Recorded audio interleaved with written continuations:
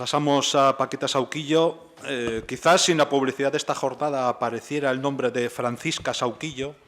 En una primera lectura muchos, yo desde luego sí, nos hubiéramos preguntado ¿quién será? En los años de la transición no podía ser más que Paquita Sauquillo. Ya sabéis que en euskera se establece un vínculo indeleble entre Isan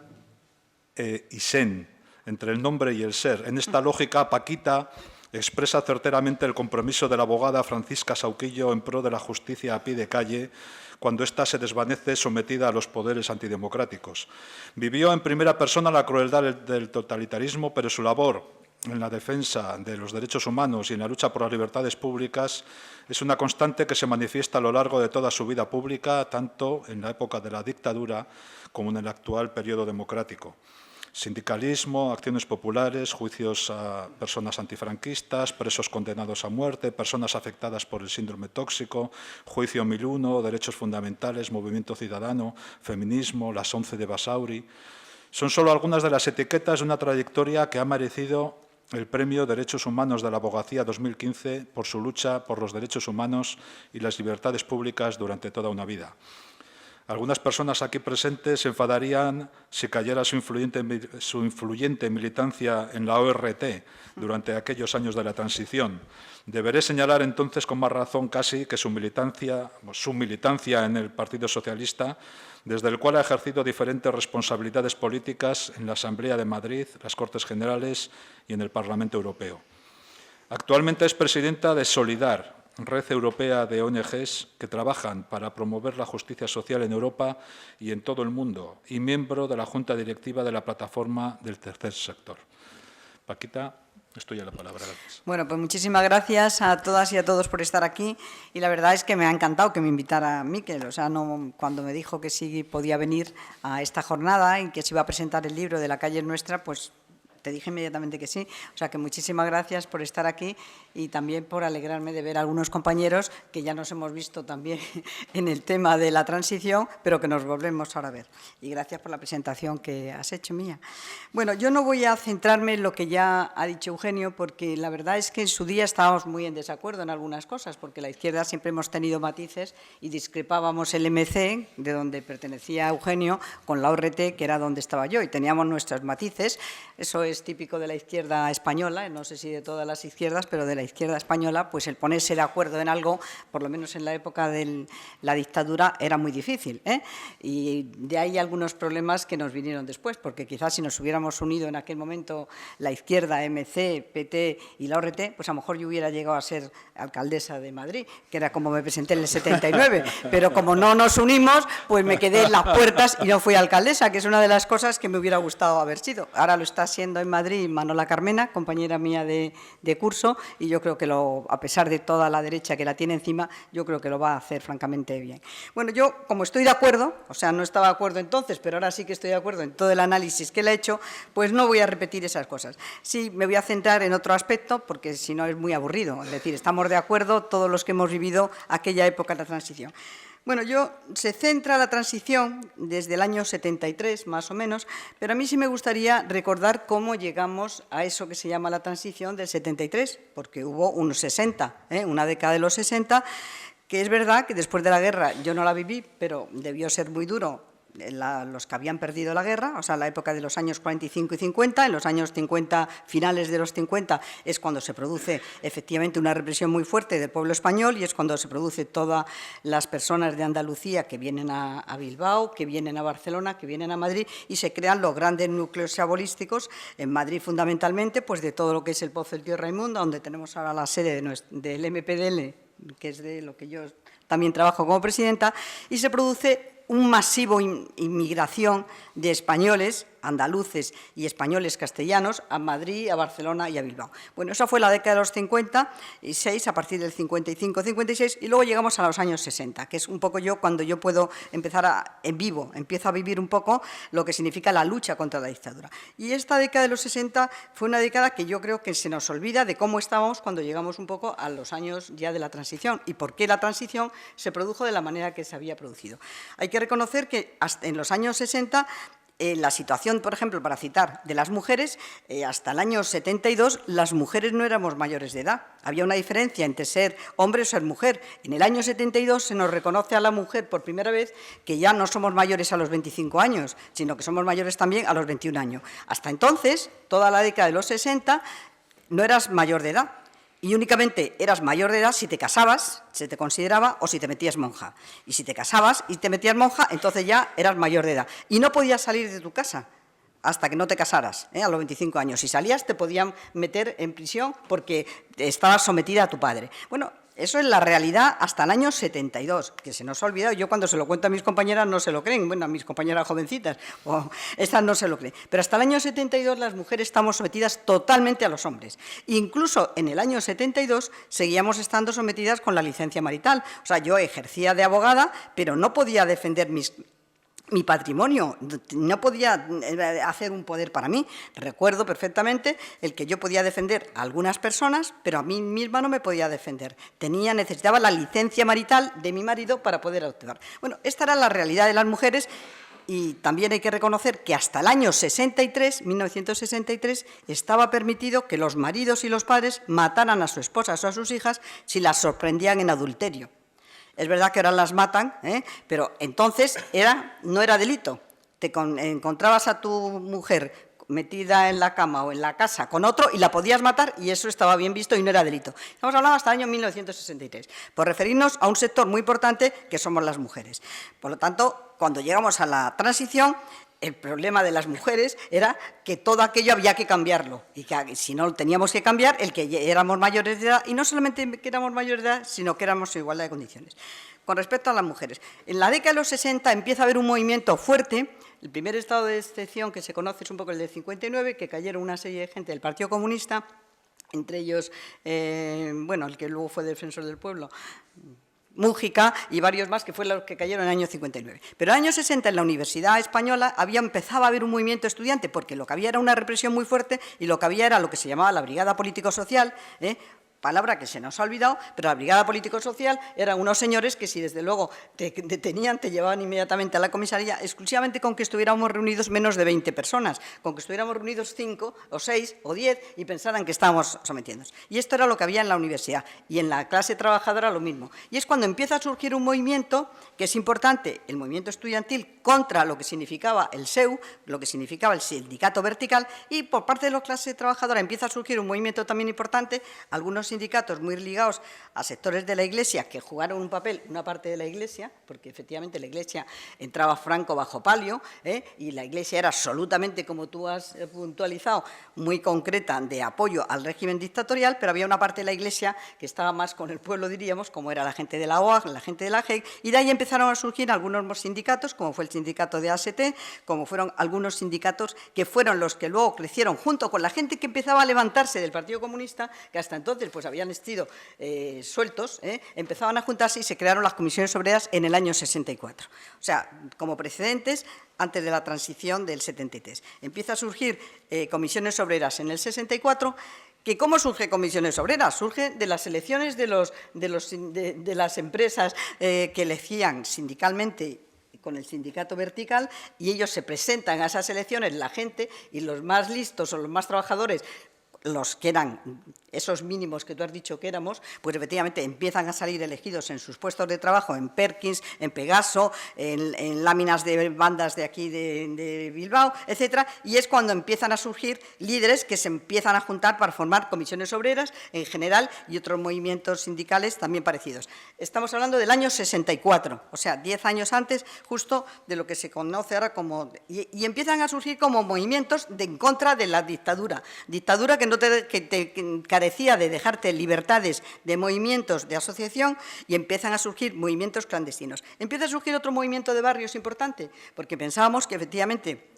esos poquitos, que es verdad que éramos poquitos, pero yo creo que sonábamos, porque nos duplicábamos. O sea, yo creo que estábamos en todos los fregados. Estábamos tanto defendiendo en el despacho como estábamos creando asociaciones de vecinos o como estábamos asistiendo en la policía a la gente que nos detenía. O sea, eso por parte de los abogados, pero también por parte de los trabajadores. Estaban en el barrio trabajando y estaban trabajando también en la fábrica para intentar conseguir las libertades. eso, en ese año, en la década de los 60, empieza a surgir un movimiento importante que empieza, y en la universidad se plasma en el estado de excepción con motivo del asesinato de Enrique Ruano, el estudiante que dijeron que se había tirado por la ventana y que le habían tirado por la ventana. O sea, y es cuando se declara el estado de excepción en España. Estábamos en estado de excepción constante porque te podían detener, pero claro, ya el 69 se declara un estado de excepción en donde lo que hacen es que a profesores y a estudiantes les depuran y les mandan a diferentes zonas fuera de Madrid, fuera de Barcelona, fuera de Bilbao, y se produce el estado de excepción, que fue un estado de excepción en donde hubo muchísimos detenidos. Yo he sido una de las abogadas que más ha defendido ante el Tribunal de Orden Público. Ha habido en la lista, hay 3, uno en Cataluña, Cristina Almeida y yo. Bueno, pues en el año 69 hubo detenciones, no os podéis ni imaginar, o sea, la cantidad de gente que le detenía, y hubo además también, desgraciadamente, mucha gente que fueron a detenerla y se tiraban por la ventana. O sea, el caso de Ruano fue el conocido, pero hubo otra serie de casos desgraciados de estudiantes fundamentalmente. Bueno, ese fue en el año 69, que fue una paralización y una represión nueva que hizo como volver para atrás otra vez a la gente que estábamos intentando avanzar. Por un lado, nos retrocedieron y, por otro lado, queríamos seguir avanzando. Se produce en la década ya se produce el juicio de Burgos, en el año 70, y que es un juicio en que se piden penas de muerte, y se produce una represión también muy fuerte, en donde hay también un movimiento muy fuerte movilizándose para decir que estamos, pero también eso era tirar para adelante, avanzar el movimiento contra la dictadura, pero a su vez también había una situación de represión, porque estábamos viendo lo que estaban ocurriendo a todos tus compañeros. En aquel momento también es cuando empieza a surgir todo el movimiento de ETA, que no me voy a centrar porque ahí habrá otros compañeros que lo puedan plantear para decir cómo eso planteó un problema también de paralización en muchas ocasiones, y lo que ha supuesto incluso cuando llegó la transición, lo que supuso el que estuviéramos un movimiento de lucha armada, pero yo ahí no me voy a centrar. Entonces, en los años 60 se produce muchísimo movimiento por parte de los trabajadores, por parte de los estudiantes, por parte del movimiento popular, o sea, en los barrios, las asociaciones. Teníamos antes una discusión, no sé si empiezan a surgir asociaciones de vecinos, que era como la tapadera legal, pero debajo de esa tapadera legal estábamos los que trabajamos también ilegalmente dentro del propio movimiento vecinal. O sea, la asociación de vecinos era la que nos permitía, porque hubo una apertura pequeñita en el año 64 a través de la ley de prensa de Fraga y de Ibarne, que también sacaron una ley que nos permitió juntarnos y decir que nos juntábamos más de 20 personas, podíamos juntarnos para crear asociaciones de vecinos para defender problemas exclusivamente vecinales. Bueno, con esa tapadera empezamos a crear las primeras asociaciones de vecinos, se creó la de Recalde, para que no me diga el compañero que no, y se creó la de Palomeras Bajas. Yo creí que era la primera que habíamos creado en España y que a partir de la de Palomeras Bajas se habían ido creando las demás, pero el compañero me ha dicho que no, que fue la de Recalde. Bueno, pues la de Recalde también se creó, y se creó la de Recalde y Palomeras Bajas en los años 64, y eso nos permitía tener una tapadera legal para poder juntarnos, para poder decir que defendíamos, y es verdad que defendíamos, todo el movimiento vecinal de lo que ahora algunos están reclamando de que no les expulsen de las casas, pues en el momento aquel, como lo que había en grandes ciudades, por lo menos en Madrid, era una situación de chabolismo de más de 30.000 chabolas, pues era intentar reivindicar que les dieran una vivienda en buenas condiciones, con un eslogan de vivienda aquí y ahora. Hicimos las primeras manifestaciones contra la vivienda, pero con la plataforma legal de que eran las asociaciones de vecinos. Bueno, llega también una detención muy importante, que fue la detención de comisiones obreras de los dirigentes, que fue el juicio 1001, que fue en el año 72. O sea, estamos previo a lo que se conoce como transición. En ese juicio 1001, como sabéis, cogieron a los 10 dirigentes fundamentales de comisiones obreras y les pedían penas de 20 años por ser dirigente de una organización ilegal.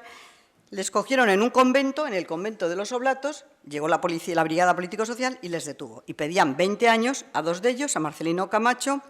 y a Saborido, y a los demás 19 años. Al que menos le pedían 8 años. Bueno, y se produce ese juicio se prepara, porque ya estamos en una situación de que queríamos que esto cambiara, los pocos que éramos o los muchos que éramos, y creíamos que lo que había que hacer era la movilización de las masas. Movilización de masas que no siempre conseguíamos, en algunas ocasiones lo conseguimos, por ejemplo, en Pamplona, comisiones del ORT y comisiones, etcétera, consiguieron la movilización más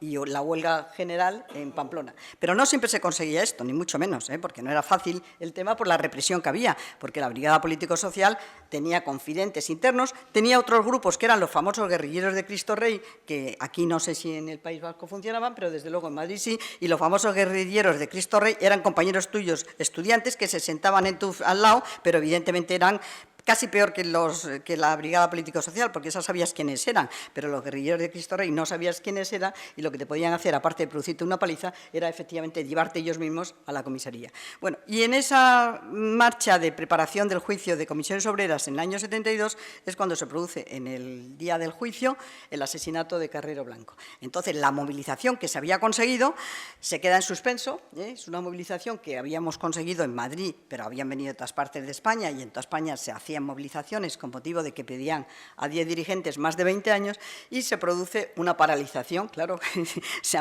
ha habido el asesinato de Carrero Blanco y cuando estamos en pleno juicio nos paralizaron, porque además allí empezaron a gritar los guerrilleros de Cristo Rey, hay que matarles a los procesados que estaban en los calabozos y a los abogados que estábamos allí, y se produce una situación de tensión. Si bien es verdad que yo creo que en aquel momento que se había conseguido una gran movilización conjunta, y habíamos conseguido que fuera mucha gente para intentar... Creíamos que se podía dar un golpe de conseguir avanzar. Bueno, pues aquello nos paralizó, pero yo creo que se siguió avanzando, si bien es verdad que eso había sido fuerte. Y así pasamos hasta lo que se empieza a considerar en el año 73. Pero no hay que olvidar que mañana hace 40 años de la muerte de Franco, pero también ha hecho hace 2 meses 40 años en donde España hubo 5 ejecuciones. O sea, en el año 1975, o sea, 2 meses antes de morir el dictador, en este país, o sea, en España, hubo 5 ejecuciones de pena de muerte. 3 chicos acusados de matar a un policía y a un guardia civil de la organización del FRAP en Madrid, Sánchez Bravo, Ramón García Sanz y José Humberto Baena, que les ejecutaron en Madrid, y a Chiqui, Juan Paredes Manot, que le ejecutaron en Barcelona, y a Ángel Otegui, que le ejecutaron en la prisión de Burgos. 5 ejecuciones. Yo las ejecuciones que llevé en mi despacho y que defendí, que eran a las 2 chicas, pues efectivamente quiero deciros que en aquel momento no hubo ninguna movilización en Madrid, pero ninguna. O sea, primero hubo un problema de que a la gente le daba miedo y los abogados no quisieron defenderlas, abogados del Partido Comunista y abogados también del Partido Socialista como tal, que lo que había. Y yo también quiero decir que en la ORT, que yo en aquel momento en mi despacho de ORT, también me dijeron que no defendiéramos, porque tenían miedo de que nos acusasen de que estábamos con la lucha armada. La verdad es que, como les pedían pena de muerte y nosotros teníamos muy claro, los abogados que estábamos en lista, que estábamos en contra de la pena de muerte,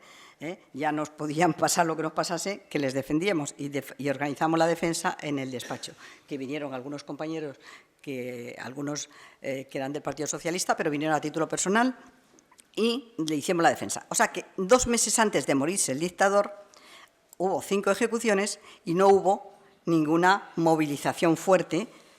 de represalia contra esas 5 ejecuciones. La hubo fuera, la hubo en las embajadas de Francia, la hubo Oloz Palme con la hucha pidiendo en Suecia dinero para apoyar a la familia, pero yo os digo que volví del Goloso con la familia de Sánchez Bravo después de que la habían ejecutado y no había nada en las calles. O sea que digo un poco para que seamos conscientes en qué momento había, y mucha gente, desde luego toda la prensa. Es verdad que hubo algunos periodistas que estuvieron el día de las ejecuciones y que estuvieron viéndolo, entre ellos Miguel Ángel Aguilar, el del Mundo, Pedro J., también estuvo allí en el Goloso, pero evidentemente no había gente que estuviese en contra. Estamos hablando de ejecuciones, de personas jóvenes y con unos juicios que habían sido unos juicios que no tenían ningún tipo de garantía, y juicios militares, porque el Tribunal de Orden Público, que se había creado en el 63, o sea, 10 años antes de lo que decimos de empezar la transición, Tribunal de Orden Público, que por él han pasado más de 50.700 personas y que ha habido más de 4.000 sentencias de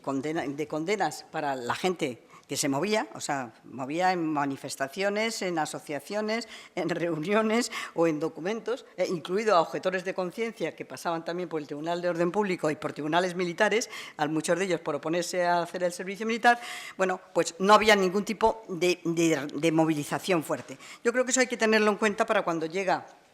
el año 76, cuando se muere Franco, mejor dicho, el año 75, y empieza lo que se llama la reforma, la situación que había en el país. En el país había mucha gente que quería cambio, pero no estaba dispuesta a pelear mucho por el cambio, y quería cambio, pero desde luego no se había alterado con unas penas de muerte, o sea, no se había manifestado contra las penas de muerte, y no se estaba manifestando tampoco porque todavía estuviese en vigor el Tribunal de Orden Público, que desapareció en el año 77. Bueno, este es un poco el contexto que teníamos en España, como os he dicho, con las mujeres, y os he contado los detalles de cuándo se empieza a modificar el Código Civil y el Código Penal, y cómo efectivamente se produce eso. En el año 76, que parece que ya está intentándose hacer la reforma, ya había muerto Franco, sino es cuando se juntan por primera vez dos grandes plataformas, la Junta Democrática y la Plataforma Democrática, que se juntan el 1 de septiembre del 75, en donde había pues todo un abanico, no solamente de la izquierda radical o del Partido Comunista hacia la izquierda, sino también pues de algunos que eran más a la derecha, como podía ser la gente de Democracia Cristiana, algunos el grupo del Partido Socialista, etcétera, y nos juntamos el 1 de septiembre del 75. Se convoca esa maravillosa manifestación en Madrid. No sé en País Vasco qué pasó, en el 76, y el 3 de abril del 76 nos detienen a todos los que íbamos en la cabeza de la manifestación y nos llevan a la cárcel. O sea, que no sé si el libro, porque me decía antes Pello que la calle nuestra no está claro si fue de Franco o no, pero desde luego por la calle es nuestra, a mí me metieron 3 meses en yeserías, o sea, no sé si fue de Fraga, pero Fraga era ministro de Gobernación en ese momento y nos metieron a toda la cabeza en Carabanchel y en yeserías me metieron a mí. En ese momento, en el 76, el 3 de abril del 76, las cárceles españolas estaban llenas de presos políticos no violentos, muy pocos había que se les acusase de violencia armada, eran la mayoría por manifestaciones, por reuniones, y estaban llenas en yeserías. Cuando yo estuve el 3 de abril del 76, chicas de MC, chicas del PT y chicas del PC estaban. Total, teníamos un pabellón entero de mujeres políticas las que estábamos. Estamos hablando en abril del 76, que es cuando se produce, no sé si os acordáis, la famosa reunión también de Montejurra, en donde los de Montejurra, que en el fondo eran los carlistas, también se dividieron, había unos carlistas más del régimen y unos carlistas un poco más de oposición, que un compañero abogado, que también le conocías tú, Juan Francisco, era de carlista, pues fue cuando se produjo en Montejurra la famosa muerte de algunos compañeros. Estamos hablando del año 76, en plena ya, queriendo ya que fuese la reforma. Bueno, y en el 77, cuando ya habían pasado 2 años de la muerte del dictador, ya estábamos en plena reforma, se produce el asesinato y la matanza de los compañeros abogados de Atocha, en donde fue asesinado mi hermano y herida mi cuñada. Bueno, ahí sí hubo grandes manifestaciones, pero estamos hablando ya de enero del 77, o sea, un año justo antes de empezar a firmar la Constitución. Bueno, yo creo que hay que tener en la cabeza esos antecedentes para ser conscientes de si en el año 78, cuando se hizo la Constitución, y es verdad que algunos partidos estábamos porque había que ir no a esa reforma, sino más a la ruptura, pero también éramos conscientes que qué significaba la ruptura, cuando no estaba estaba la sociedad española en la situación en que se encontraba. Entonces fue cuando se planteó el ir a una reforma y se emplazó la Constitución. Yo quiero decir que en la Constitución, desde mi punto de vista, pues fue muy positiva por varias cosas, porque conseguimos cambiar todo esto, conseguimos las libertades, conseguimos efectivamente cambiar las legislaciones absolutamente represivas del Código Penal, de todo lo que era discriminatorio del Código Civil, y conseguimos efectivamente que la gente se pudiese manifestar, que hubiese sindicatos libres, que hubiese asociaciones libres. Entonces yo creo que eso fue muy positivo y yo en ese sentido creo que el momento, 40 años después, como estamos en este momento, pues es verdad, esto es historia, lo que yo he contado, pero es una historia que fue real. Por lo tanto, la historia hay que verla en aquel contexto y si era posible hacer algo más o no, que es lo que ha planteado Eugenio. Yo creo que no éramos capaces y no pudimos hacer algo más. Quizá años después, 20 años después, pues podíamos habernos planteado algunos temas que no los planteamos. Es verdad, por ejemplo, el tema de la memoria histórica, en la que yo estoy ahora trabajando mucho, pues es verdad que no es lógico que aquí no se haya hecho hasta el año 90 una ley de memoria histórica, que no se hayan puesto medios para que efectivamente la gente que tiene todavía familiares en las cunetas sepa dónde están enterrados, ya acabo, sepa dónde está enterrado, yo creo que ahí tenemos una responsabilidad, pero que efectivamente la Constitución fue muy positiva, que no se puede ver con los ojos de ahora lo que hicimos en el año 78 y que ahora hay otro momento político y otro momento histórico y otra generación, otra gente. Yo tenía entonces 35 años y ahora la generación que tiene 35 años pues tiene que hacer otra cosa, ¿eh? O sea, no lo que hicimos entonces. Yo creo que ahora vivimos un momento de 3 crisis, una crisis política, pero que hay que verla ahora, no como anterior, una crisis institucional, que las instituciones que creamos entonces pues hay que modificarlas, porque no valen a lo mejor para la situación de la sociedad ahora, y una crisis territorial, que entonces planteamos cómo podíamos solucionar desde el centralismo absoluto que estábamos, cómo podíamos plantearnos los gritos que pedíamos de autonomía, he visto ahí pegatinas, autonomía, libertad, amnistía y autonomía, cómo podíamos plantearnos ese esquema. Bueno, ahora hay otra crisis territorial que también habrá que afrontar. O sea, ahora hay 3 crisis en un momento muy diferente a entonces, pero que no estoy de acuerdo con aquellos que plantean que aquello no fue positivo. Aquello fue muy positivo, conseguimos cambiar España, hemos mejorado muchísimas cosas y ahora hay otro momento y otra situación. Bueno, esto es lo que os quería decir y además ya me han dado el toque de aviso, o sea que muchas gracias.